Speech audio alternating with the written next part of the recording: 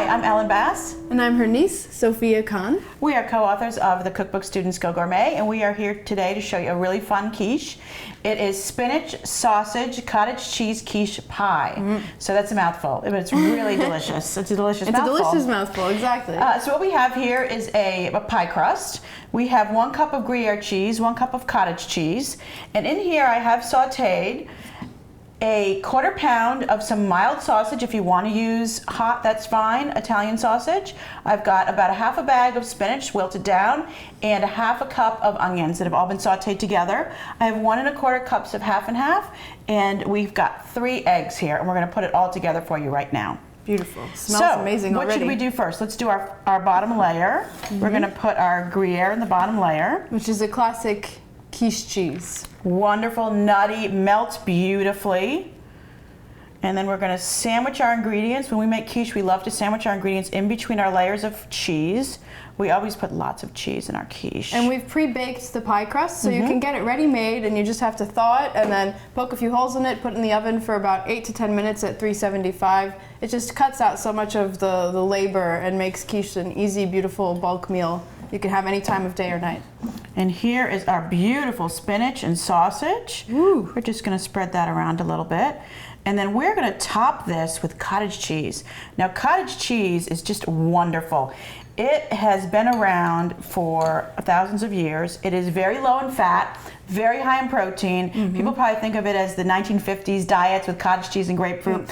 But in the US, we eat 1 billion pounds of cottage cheese a year, so it's clearly still very Popular. much loved In and very popular. It is. Yeah. And cottage cheese, actually, the Greeks have been using it for thousands of years. And colonists, when they first came to these fine shores in the US, they were making it in cottages, which is how it came to be called cottage cheese. Isn't that fun? I love that little tidbit. I just think that's such a fun, interesting fact. And you've got so much protein here and calcium, omega-3 with the eggs. This is actually really healthy, packed with superfoods. Actually, very much so. Okay, we're going to whisk our eggs, and then we'll add our cream. That gives us our custard. And then we're going to pour it over our quiche. There we go. And we're going to preheat our oven to 375 degrees. And we so like that to it's use, nice and hot and ready.